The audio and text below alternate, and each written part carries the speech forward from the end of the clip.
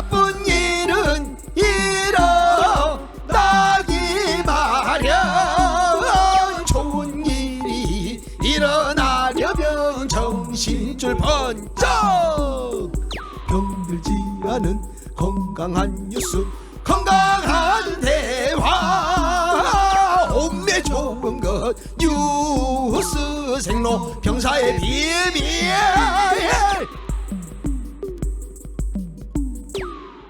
뉴스의 본질, 뉴스의 비밀을 파고드는 시간, 뉴스 생로병사의 비밀 시작합니다. 뉴스빙하 김민아 시사평론가, 뉴스화산 김수민 시사평론가, 어서 오세요. 네, 안녕하세요. 안녕하세요.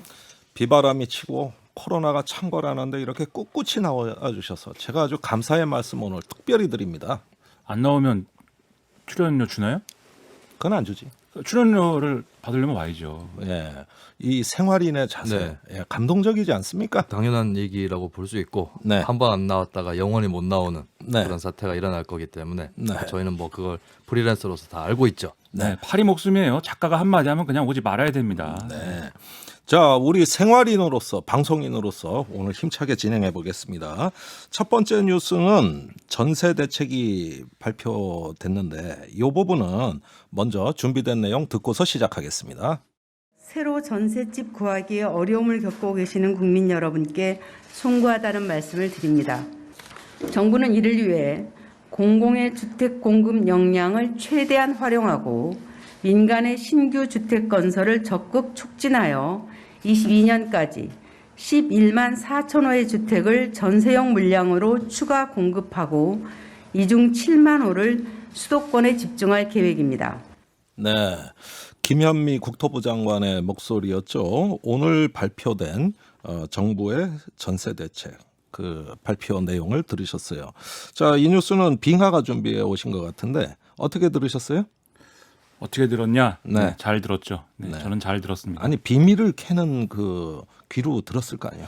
물론이죠. 이 대책의 비밀은 역시 네. 여러 얘기가 있지만 공공임대라는 방향을 조금 더 강화하는 그런 뭐 차원이 아닌가 네. 이런 생각이 들었습니다. 예.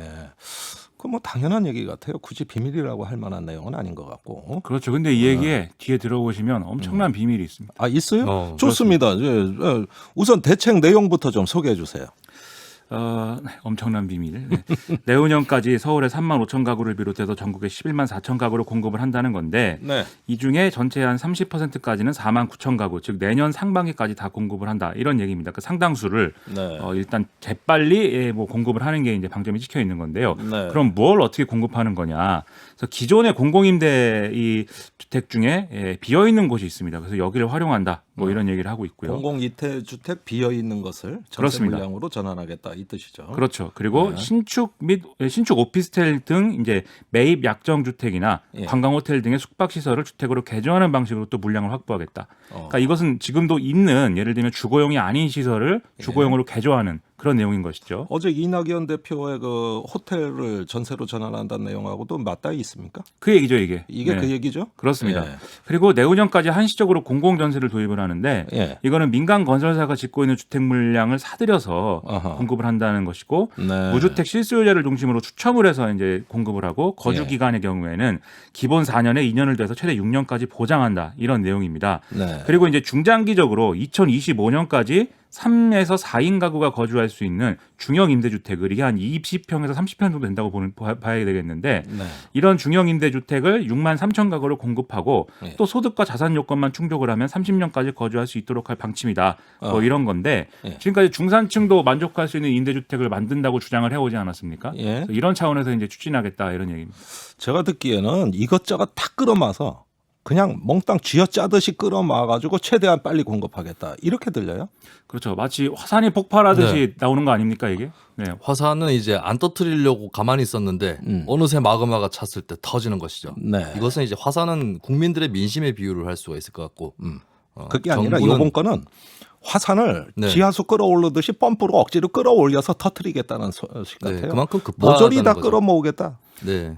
그렇죠. 이게 그냥 전세난이 문제다 이렇게 네. 얘기를 하는데 네. 전세난이 문제니까 공급을 늘려야 된다 뭐 이런 논리지 않습니까? 네. 공급을 늘리려면 뭔가를 짓고 뭐 이렇게 해야 되는데 이거를 어느 천년에 하느냐 당장 들어갈 전세가 없는데 네. 그러니까 당장 지금 이제 데려올 수 있는 모든 물량을 다 데려오자 뭐 이런 취지여서 네. 언론에서는 영끌 대책이다 이렇게 부르고 영끌이 있습니다. 대책, 영혼까지 끌어모은다는 뜻입니다. 결국은 뭐 근본적인 대책이라기보다는 어떤 심폐소생술 같은 응급 조치에 해당되지 않은가 하는 생각이 드네요. 뭐 어떻게 하겠습니까? 네. 정치권 평가는 어떻습니까? 당연히 뭐 야당들은 좋은 얘기를 안 합니다.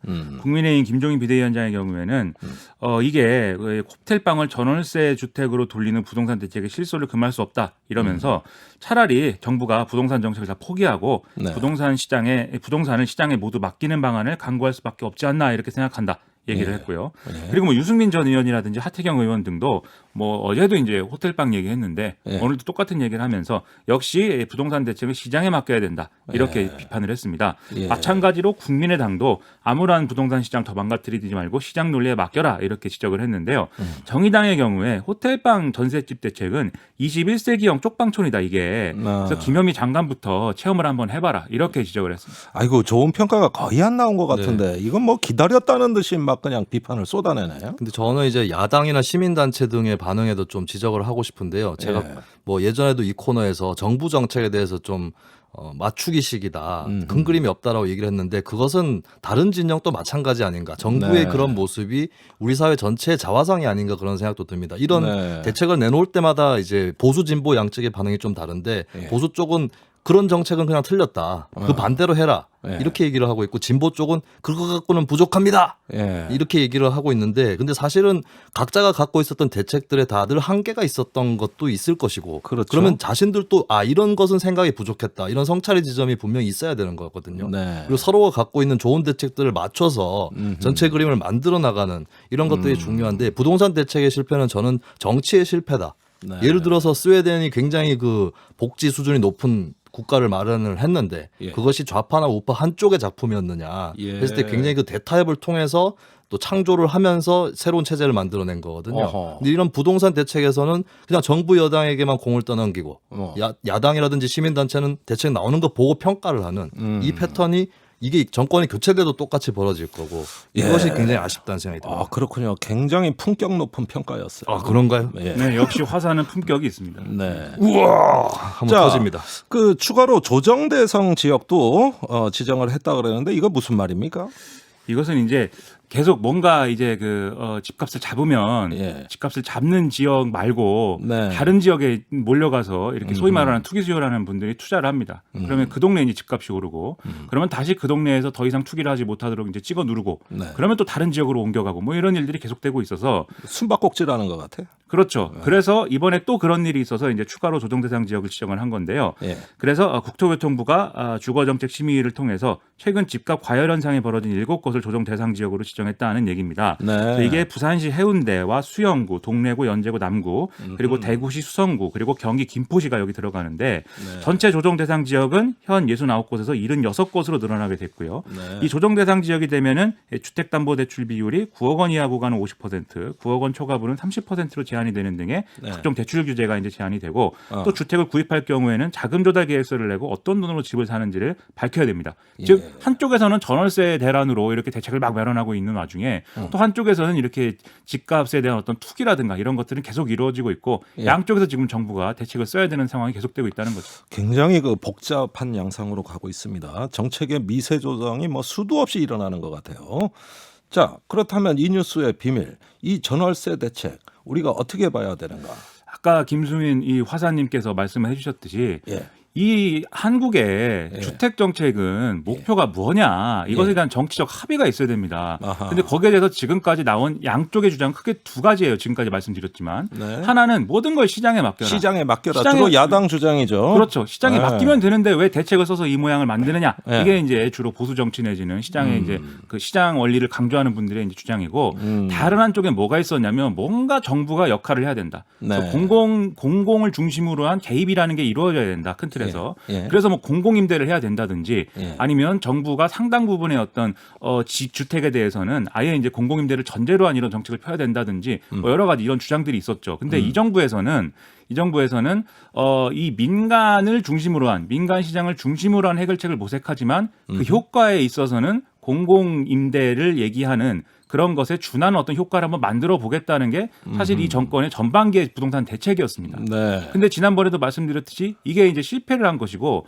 그러면 정부가 직접 개입해서 공공성을 강화하는 그런 주택 정책으로 갈 수밖에 없게 된 거거든요. 네. 그래서 그걸 가는데 그렇게 이제 중간에 한번 단절된 속에서 가다 보니까 지금 전월세 대책이라든지 이런 건 이제 전월세 3법 때문에 벌어진 일이라고들 하지만 어쨌든 그런 과정에서 벌어지는 일들이고 네. 지금 정부가 오늘 내놓은 대책들도 결과적으로는 정부가 책임을 지고 공공 물량을 끌어모으는 것이기 때문에 결국 방향은 그러면 지금 말씀드린 양대의 어떤 주장 중에서 한쪽으로 가는 거거든요. 네. 그래서 이 방향 자체는 제가 볼 때는 뭐 저라든지 이런 사람들이 볼 때는 우리가 시장에 다 부동산 대책을 맡겨서 뭐 좋았던 일은 사실 없습니다. 지금 네. 정부가 개입을 해서 뭔가 부작용이 생겼다고 하니까 여러모로 걱정을 하고 있지만 시장이 알아서 다 할 때도 행복했던 적은 없거든요. 네. 그렇기 때문에 이 방향 자체는 맞다고 얘기할 수 있는데 다만 우리가 늘 지적하듯이 어떤 순서의 문제 그리고 앞뒤가 이제 맞는 어떤 퍼즐과 같은 그런 네. 수밀관한 정책이 되느냐의 문제 뭐 그런 것들은 지금 뭐 그런 것들에 대한 부작용이 발생하고 있는 거죠. 알겠습니다. 남마처럼 얽혀버린 부동산 정책 거기에서도 어떤 이데올로기가 또 작동한다는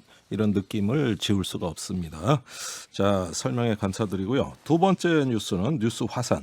윤석열 감찰 이 지금 뭐 되냐 안 되냐 말이 많죠? 네, 그렇습니다. 이번 주 초부터 뉴스가 되기 시작했는데요. 예. 지난 월요일이죠. 16일에 법무부 감찰관실이 검찰총장 비서관에게 원하는 일정을 알려주면 언제든 방문하겠다. 그러니까 네. 감찰에 대해서 통보를 했는데 일단은 대검이 이때 답변을 거부를 했었고요. 네. 17일 오전에 법무부에서 대검의 방문 의사를 알리고 그날 오후 2시에 검사 2명을 보냈습니다. 방문 조사 예정서를 같이 보냈는데 여기서 이제 대검이 문서 접수를 거부를 했죠.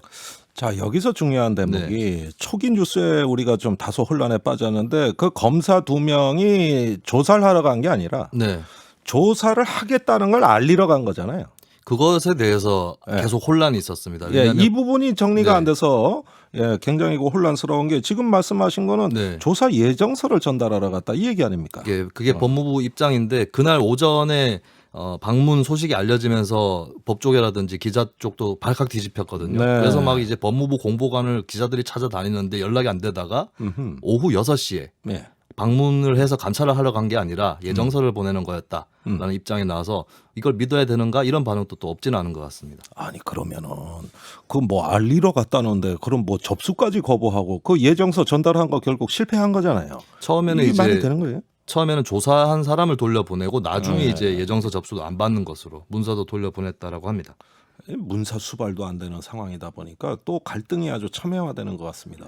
그렇죠. 이게 지금 어제까지 나온 얘기들은 결국은 핵심은 검찰총장을 감찰하는 거에 대해서 의전의 차원을 얘기를 하고 있습니다. 양쪽이 다. 예우냐 아니냐. 그렇죠. 그러니까 네. 얘기 다 이런 거예요. 검찰총장을 감찰할 것인데 왜 평검사를 보내느냐. 이제 검찰 주장이 뭐 이런 거고 그게 뭐 조사를 위해서든 뭘 위해서든 말이죠. 예. 그리고 또 일정을 정하는 문제에 있어서도 뭐 일방적으로 일정을 통보하듯이 메신저로 예. 19일 날 오후 2시에 조사할 것이다라는 식으로 통보를 하고 예. 그런 식으로 통보를 해놓고 일정 협의라고 하면 이 검찰은 받아들일 수 없다. 뭐 이런 얘기를 또 검찰은 하고 있는 것이고. 예. 그래서 이 지금은 이제 의전의 문제로 진행이 되고 있는 건데 의전의 문제 이거 오늘 뭐 어디까지 가는 건지 모르겠네. 그런데 진짜. 이게 말씀하시겠지만 일종의 전초전입니다. 의전 네. 얘기는 지금 신경전에 불과한 것이고 사실은 이 뒤에 벌어질 일들이 상당히 심각한 문제들로 이어질 수가 있는 그런 우려가 지금 있는 거죠. 그 평검사 2명 네. 보냈다. 이거 잘못된 건가요? 어떻게 봐야 이거는 돼요? 저는 네 글자로 평검둥절이라고 표현을 하고 싶습니다. 무슨 뜻입니까? 근데 이게 사실 좀 무리는 있는 것이 네. 평검사 2명 입장에서도 부담스럽지 않았을까. 네. 누군가 조금 더 상급자들이 길을 터주고 나서 이제 실무적으로 작업을 할 필요는 있겠죠. 근데 네. 이 문제 핵심 자체가 평검사가 아니다라고 하는 겁니다. 그 전에 무슨 일들이 있었느냐를 좀 돌아볼 필요가 있는데 예. 그러니까 이 부분에 대해서 얘기를 안 하니까 자꾸 뉴스가 평검사 위주로 뒤덮이게 되는 거죠. 예? 근데 지난주에도 보면은 감찰위원회라고 이제 법무부에 위원회가 있습니다. 네. 그러니까 법무부가 검찰을 민주적으로 통제하는 조직이지 않습니까? 예. 그렇다면 그 통제도 민주적으로 진행이 돼야 되고 누군가의 또 또 다른 통제가 필요합니다. 그런 의미에서 법무부가 중요 사건을 감찰을 할 때는 감찰위원회에 자문을 받도록 돼 있고 감찰위원회 3분의 2는 외부 인사거든요. 네. 그런데 갑자기 지난주 법무부가 검찰위원회를 패싱하고 감찰할 수 있도록 네. 규정을 개정을 합니다. 이게 법이 아니고 규정이다 보니까 법무부가 할 수 있는 거죠. 네. 그래서 이것이 이제 윤석열 총장을 감찰을 빨리 하기 위한 조치가 아니었느냐 이런 얘기가 또 나오고 있는 거죠. 추정입니까? 팩트입니까? 근데 그것을 통해서 감찰위원회는 소집을 안 해도 되는 거니까요. 어쨌든 결과론적으로는 그렇죠. 예, 이상이 없게 됐다. 예, 그리고 이제 법무부 내에서도 좀 논란의 소지가 있었던 것이 인천지검에 근무를 하고 있었던 김용규 네. 부장검사가 인천지검과의 소속 그 청과의 상의 없이 법무부에서 급하게 파견을 시킵니다. 우리 쪽으로 어허. 파견을 와라. 파견 와라. 예, 여기 감찰에서 일을 해라. 근데 예. 이 검사가 윤석열 총장에 대한 이 대면 조사 과정에 불만을 품고 결국에 반대하다가 하루 만에 예. 원대 복귀를 하게 되는 것이죠. 예. 그래서 내부에서도 좀 정리가 안 돼 있었다라고 하는 것이 있고 결정적으로는 대면 조사 이 과정을 류혁 법무부 감찰관이 모르고 있었다라고 하는 거죠. 네. 예, 그래서 중간에 또 내부에서도 패싱된 것이 아니냐 이런 네. 것들까지 좀 합쳐서 봐야 될 그냥 필요가 검찰이 볼 때는 이런 정황은 예. 결국은 윤석열 총장을 밀어내기 위해서 추미애 네. 법무부 장관을 중심으로 한 법무부에서도 뭐 다수가 아닌 뭐 네. 다수겠죠 물론 하지만 전체가 아닌 뭐 이런 윤석열 총장을 겨냥해서 이렇게 오고 있는 것이고 그것은 예. 결국 검찰 입장에서는 대검 입장에서는 막고 싶은 그림이기 때문에 예. 그래서 그게 의전이든 어떤 규정이든 감찰 근거가 있느니 없느니든 그런 여러 가지 이유를 들어서 이제 일단은 저항하고 있는 것이고 법무부도 지금 말씀 주신 것처럼 여러 가지 절차적 무리수나 또 사람들의 어떤 뭐 미리 알았느니 몰랐느니 뭐 이런 논란을 감수하면서 계속 목표로 가고 있는 거 아니냐 네. 이런 해석을 하고 있는 거죠. 자, 이게 군사 용어로 도그택이라는 용어가 있어요. 네. 그 뒤엉켜 싸운다는 뜻이에요. 예, 네. 한글로 옮기면 잠깐 그 방송 용어로는 좀 부적절해서 네. 제가 표현은 안 하겠습니다만은. 네, 그거는 요즘 군사 싸움을 용어조차도 보면. 아닌 것 같네요. 네. 그냥 예. 일상 용어 아닌가요? 네. 예. 군사 전문가셔갖고 모든 걸 예, 군사적으로만. 예, 예. 네. 아니 그래서 그래도 이렇게 네. 얘기하면 조금 품격이 있어 보이잖아요. 하여간 네. 지금 이거는 기존 규정이 뭔지 네. 또 감찰의 권한이 합법적으로 어떻게 배분돼 있는지 네. 절차는 뭔지 이것까지도 아리송해진 사건이에요. 네, 이거를 뭐 자세히 들여다볼 필요가 있습니다. 법무부 감찰 규정에는 법무부가 직접 검찰에 대해서 감찰을 할 수 있는 그 근거 조항이 분명히 있고 또 감찰 대상자는 협조를 해야 됩니다. 네. 근데 이것과 함께 같이 들어가 있는 준칙이 충분한 의견 수렴과 준비 기간이 필요하다라고 네. 하는 게 제3조에 들어가 있는데 여기에 대해서 이제 검찰 쪽 대검 쪽 입장은 충분한 준비 기간 의견 수렴 없었다인 것이고 법무부는 아니 우리가 사람 보내서 의견 수렴하려고 한 거였어 이렇게 얘기를 하고 있는 셈이겠죠. 네. 이제 조금 객관적으로 의견 수렴이 덜 됐다라고 인정할 수 있는 부분은 이 감찰이 무엇을 위한 감찰인지 글쎄 아직 무슨 감찰입니까 이게? 네, 이게 이제 뭐 후보군은 정해져 있어요. 왜냐하면 윤석열 총장을 추미애 장관이 수사해서 배제시켰던 그 사건 사안들이 있고 네. 여기에 대해서 감찰을 하겠다고 했기 네. 때문에 예를 들면 라임 옵티머스 관련한 네. 검찰 관련한 의혹들도 있기 때문에 그 부분도 있고 윤 총장 가족에 대한 부분, 또 네. 얼마 전에 불거진 특활비 사용에 대한 부분 네. 이런 것들이 이제 후보인데 근데 그 중에서 몇 가지인지 어느 것인지는 알려져 있지 않은 상황이거든요. 네. 근데 저는 이게 좀 냉정하고도 선의로 해석을 하자면 예. 이게 검찰총장에 대한 감찰이 처음입니다. 최동욱 총장 같은 경우는 사퇴를 해버렸었기 때문에 압박으로. 이루어지지 않았죠. 그래서 선의로 해석하자면 양쪽이 서투르다라고 인정을 하고 예, 그래서 이것은 이제 평검사가 그렇게 논란이 된다면 유혁 감찰관하고 예를 들면 대검 기획조정부장이 만나서 네. 어디부터 시작을 할 거고 무엇으로 할 건지 마쿠에서 좀 예, 처음부터 이렇게 풀어나가는 게 예. 가장 바람직하다고 보여집니다. 저는 소통이 답이네요. 네. 네. 시사 평론가들이 그런데 되게 악마적인 해석을 좋아합니다. 그래서 악마적인 상황은 무엇이냐? 이렇게 감찰을 법무부는 하겠다고 하고 대검은 뭔가 규정에 안 맞고 절차에 안 맞아서 거부하는 상황이 이어지고 그리고 그게 결국은 이 감찰의 위법성이나 불법성 문제로 가게 될 것인데 그 경우에 법무부는 이건 합법적인 감찰이라고 할 것이고 대검은 불법적인 감찰이라고 하면서 결국은 윤석열 검찰총장 측은 법적 대응까지 할 것이다라는 식으로 언론은 얘기를 하고 있습니다. 그리고 네. 추미애 법무부 장관의 경우에는 측의 경우에는 이건 예상인데 네. 윤석열 총장이 감찰에 응하지 않는다라는 것을 근거로 해서 감찰을 받게 된 사람이 그 감찰에 응하지 않는 것은 또 감찰 사유이기 때문에 그럼 결국 이렇게 감찰 받아야 될 사람이 감찰을 받아야 될 게 많은 사람은 직무 배제를 시켜야 된다. 이렇게 갈 수 있거든요.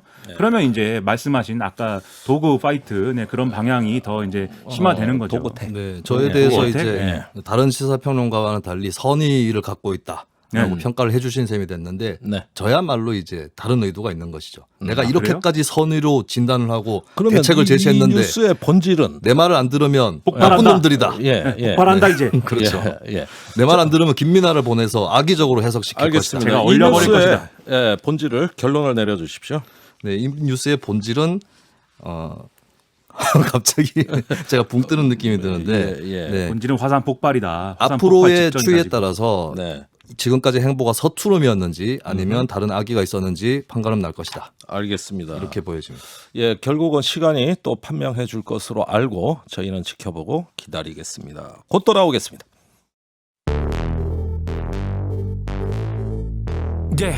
왜 뉴스는 태어나기만 하면 병이 들고 망가지는지 그 뉴스를 병들게 만들고 있는 건 도대체 누군지 병들지 않는 뉴스를 원하고 있지 그게 누구든지 그래서 우리는 김종대 목소리를 듣지 뉴스의 새로운 현상 뉴스의 생로병사 뉴스의 새로운 현상 뉴스의 생로병사 뉴스 생로병사의 비밀. 자, 세 번째 소식도 검찰과 관련된 겁니다. 지금 검찰 뉴스가 너무 많아요. 저희도 소개해드리면서 좀 죄송한 느낌이 듭니다. 근데 이 뉴스 안 다룰 수가 없어요. 여당 공수처법 개정 추진, 지금 난항을 겪고 있습니다. 준비된 음성 듣고 오겠습니다. 국민의 염원인 공수처 출범을 위해 중대 결심을 하지 않을 수 없습니다. 민주당은 본격적으로 공수처법 개정 작업에 착수하겠습니다. 자기들 마음대로 움직일 수 있는 공수처장을 지명하기 위해서 제대로 시행해보지도 않은 법을 또 바꾸겠다고 합니다. 참 후한무치합니다. 네, 첫 번째는 김태년 민주당 원내대표였고요. 두 번째는 주호영 국민의힘 원내대표였습니다. 역시 가시도친 설전이네요. 지금 공수처법 개정한다는 얘기가 공수처장 후보를 못 뽑아서 이렇게 되는 거 아닙니까? 그렇죠. 이게 네. 어제 이제 공수처장 후보 추천 합의가 안 돼서 추천위 활동이 사실상 종료가 됐는데 네. 정황을 보면은 7명 중에 6명이 찬성을 해야 이제 어쨌든 합의가 되는 건데 네. 5명은 찬성하는 후보군들이 있었습니다. 네. 근데 이제 나머지 2명은 계속해서 반대 표결을 한 것으로 보이는데 이 2명은 아마 야당 추천위원들이었던 걸로 지금 판단이 되고요. 네. 그리고 국민의힘은 이게 검증이 더 필요한 상황임에도 세 차례 회의만으로 결론 내리려는 무리한 시도를 여당과 이쪽 사람들이 하다가 뭐 이렇게 된 거라고 주장을 하면서 심지어는 법원행정처장과 대한변협회장이 더불어민주당 측 입장을 앞장서서 대변하는 듯하다 이런 네. 얘기까지도 하고 있는 상황입니다. 그러면 뭐 여기도 거의 파국으로 가고 있는데 법 개정은 또 뭐 그게 무사히 될 수 있을지 또 극렬한 저항이 있을 것이고 그렇다면 결국은 또 앞이 안 보입니다. 여기에도 비밀이 있습니까? 비밀이 물론 있죠. 어쩌면 공수처는 이 상황은 윈윈일 수 있다. 뭐 이런 생각입니다. 아니 지금 둘 다 패자가 될 것 같은데 그 얘기가 뭔 얘기인지 차차 듣고요. 자, 그러면 법 개정이 어떻게 되느냐가 관심사예요. 더불어민주당이 오는 25일에 법사위 법안심사 1소위를 열어서 공수처법 개정안 논의 및 처리한다 이렇게 밝히고 있는데 예, 내용은요? 지금까지 여당은 김용민, 박범계, 백혜련 의원의 개정안하고 예. 국민의힘에서는 유상범 의원의 개정안 낸 게 있습니다. 네. 이건 아마 병합 심사한 뒤에 이제 법사위 전체회의 본회의 이렇게 쭉 가게 될 건데 네. 아마 유력하게는 의결 정족수를 7명 중에 6명에서 3분의 2로 완화하든지 그러면 이제 5명 찬성하면 이제 뽑을 수 있게 되는 거죠. 네. 아니면 추천위원들의 이 후보 추천이 늦어질 경우에는 국회의장이 법학교수회장이라든지 이렇게 학계 인사를 추가로 이제 추천위원이 추천이 안 될 경우에는 이렇게 추천위원을 따로 지명할 수 있는 방안 이런 것들이 아마 들어갈 것이다 이렇게 얘기를 하고 있는데요. 다만 법 개정 전에 협상 기회가 없는 건 아닌 게 지금 국민의힘 법사위원들이 박병석 국회의장한테 중재를 요청한 상황입니다. 네. 후보 추천이 다시 가동할 수 있게 해달라. 예. 여당에서도 이후에 협상이 이루어지더라도 별개 문제고 이 결과를 기다리면서 법 개정을 미루진 않겠다라고 했기 때문에 협상 자체는 있을 수도 있다. 네, 이런 얘기죠. 자, 이 문제가 만약에 법 개정이 강행된다면 연말 국회에 또 다른 파란이 일어나고 태풍이 불 것이라고 보는 건 아예 뭐 명약관화할 것 같습니다. 그렇죠. 결국은 이 문제로 다 한몰이 되는 거란 말이죠. 자, 그런데 시간이 없으니까 이게 왜 윈윈이라고 보시는 거예요? 이게 결국은 일방적으로 밀어붙이더라도 여당이 짊어져야 될 부담은 예를 들면 예산안 처리라든지 민생법안 처리라든지 이런 게 있을 텐데 네. 그런 것들은 여당이 다수고 예. 또 예산안의 경우에는 12월 1일 날 자동부의되기 때문에 사실은 크게 또 잃을 것은 없습니다. 그리고 네. 원하던 공수처 설치를 어쨌든 간에 강행 처리해서 할 수 있게 되는 거 아닙니까? 네. 그러면 이제 내년부터는 사실 공수처와 관련된 이런 뭐 온갖 얘기들은 이제 없을 수도 있는 것이기 때문에 네. 그런 점에서 여당으로서는 어쨌든 좋은 그림이 있는 거고 야당 입장에서는 결국 공수처는 음모다라면서 이 연말에 이제 경색 국면에서도 이 정부는 이렇게 다 하고 싶은 대로 한다 예. 이렇게 주장을 하면서 역시 독재는 안 된다 이 주장을 또 할 겁니다. 이 그러면서 약자 코스프레를 하면서 그렇죠. 정당성만 가져가겠다. 그렇죠. 이런 그러면서 얘기 아니에요. 지금 약속한 거 있어요. 공정경제 3법을 처리한다든지 뭐 이런 네. 거 있지 않습니까? 그냥 이제 안 하는 거죠. 안 하고 네. 여당이 이렇게 일방적으로 다 하는데 우리가 뭘 어떻게 하느냐 이러면서 아무것도 안 할 것이고요. 네. 그런 점에서 재보선을 앞두고 개혁대 발목 잡기 구도 이건 이제 여당이 보는 구도 또는 야당이 보는 독재대 견제 이런 각자가 그리는 구도를 서로 주장할 수 있게 되기 때문에 이런 면에서는 이게 결국은 서로 좋은 일이고 사실 저처럼 이렇게 일반적인 죄를 짓지 않고 살아가는 사람 입장에서는 고통스럽지 뭐. 네, 뭐 지금 이래도- 그게 죄인 것 같아요. 아 그런가요? 거짓말이 죄입니다. 전 죄인 네, 그런가요? 제가 무슨 거짓말을 했습니까? 자, 가을에 윤동주 시를 읽으면서 하늘을 우러러 한 점 부끄럽기를 없기를 네네. 예, 우리 스스로 한번 다짐해 보는 시간도 있었으면 좋겠어요. 언제 우리 셋이 결의 대회 한번 합시다. 네, 저는 네. 부끄러움으로 점을 찍으면 컴컴한 밤하늘 같이 됩니다. 그래요? 네. 저는 저 자체가 부끄러움이어서 밤하늘에 블랙홀처럼 되어 있습니다. 네. 한 사람은 고추장 같이 얘기하시고 한 사람은 된장 같이 얘기해서 둘이 잘 어우러진 쌈장이 돼가고 있습니다 지금. 그게 무슨 구분인지는 그 쌈장 모르겠으나. 얹어서 저 네. 김종대를 그냥 싸 드십시오. 여기 장들이 아주 많이 있습니다. 자, 뉴스 생로병사의 비밀은 여기까지입니다. 뉴스 화상 김수민, 뉴스빙하 김민아 수고 많으셨습니다. 고맙습니다. 고맙습니다. 네, 잠시 후 뵙겠습니다.